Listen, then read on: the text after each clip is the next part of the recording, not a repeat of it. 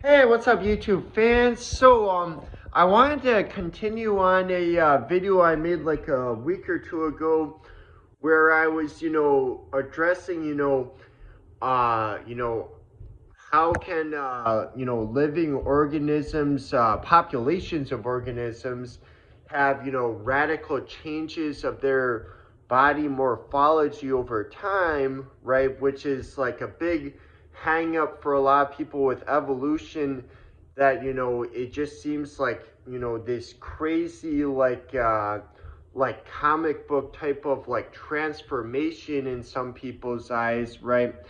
And what I pointed out, right, is how living things, any individual organism has significant transformation throughout their life, from, the origin of their life to the end of it, right? And, you can't understand the evolutionary changes of morphology without factoring that in. Just the changes that you have undergone in your body through your own life, right, is, a really crazy transformation. It's not like any type of, like how any type of machine a human makes works, like a car or something like that. It's not like that, right? We grow and develop. Think about, you were once a baby. Originally at the beginning of your life, you were a single cell, right? You were microscopic in size. The same organism you were a single cell, right? Not even a clump of cells, just one single cell, right? And you did not at all have the form that your body now has, right? It was still many more stages through your embryonic development before you had anything at all recognizable to, what we would typically think of a human looking like. And your early stages of development are very much in line with the stages that we see in other groups of living things, right? Even in ways that are, from the surface level, not what we would like expect, right? Like you wouldn't expect that like a human's ears would correlate to like a fish's gills and gill structures, right? But we see embryologically that they are derived from, parts of our ears are derived from the same embryonic structures that in fish become their gills and gill structures, right? Um, and so, you can't just look at like a fully developed organism without factoring in the developmental aspect of it when trying to understand like the evolutionary changes of morphology, right? Because it's just as much a matter of developmental biology as it is a matter of evolution, right? um is just as much a matter of developmental biology. And so rather than focusing on like the differences between different groups when they're like fully developed, think in terms of like changes down at the cellular level, down at the level of the zygote, like for different groups of animals, right? Changes down at that level, which then result in a new organism. When it grows and develops, the way it grows and develops differs, right? um but so in any event, what I wanted to further add on that, right? Well, one also I brought up about how like there really is nothing, there really is no alternative, like that we know of, that makes more sense as like a or is even, at all demonstrated as a mechanism for making a like a new type of organism. Like the Bible says that the first man was made from dust.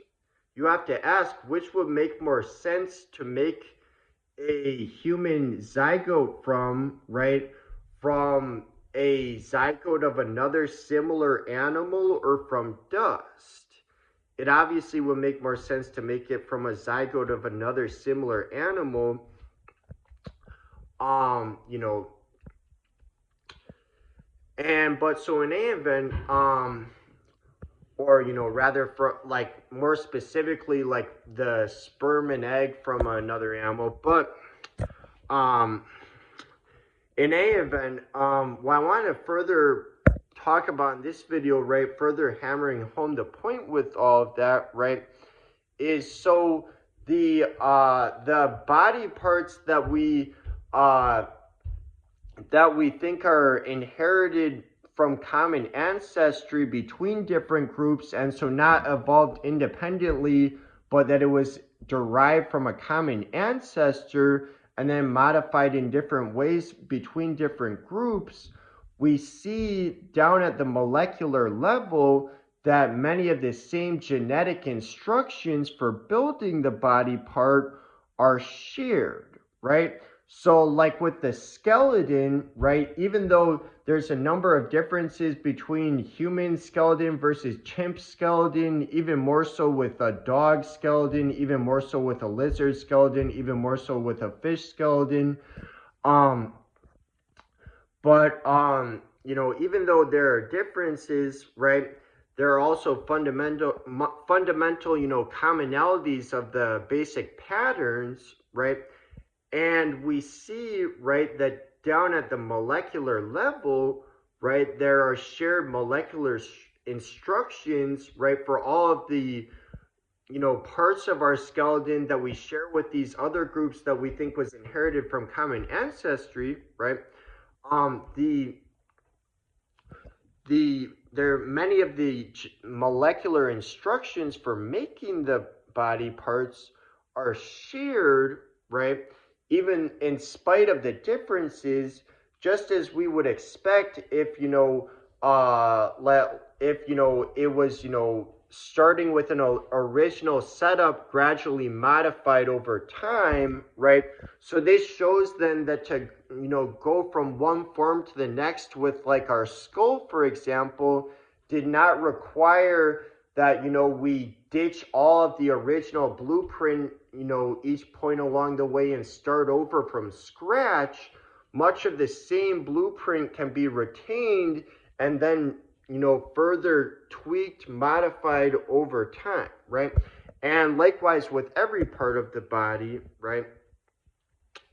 Also, another important point, further hammering all of this down, right, is that we see much of the essential, molecular machinery behind the building of body morphology is shared by all life on Earth, right? So even though there's, very significant morphological differences between a human versus a tree versus a bacterium, right? We all share much of the same molecular machinery, the same genetic code, right? Much of the fundamental, cellular machinery for building the body morphology does not have to change, right? In order to account for all biodiversity from a single common ancestor species, right?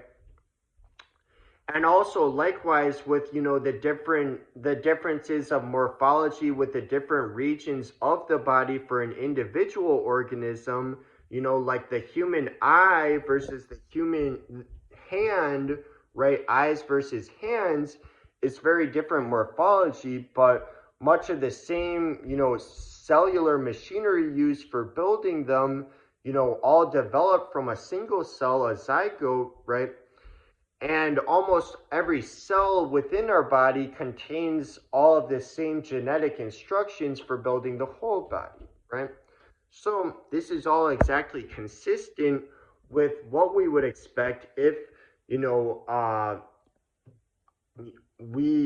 our body is essentially, made from a compilation of modifications across successive generations, right? From one generation to the next over time. All right, that's all for now. See you guys.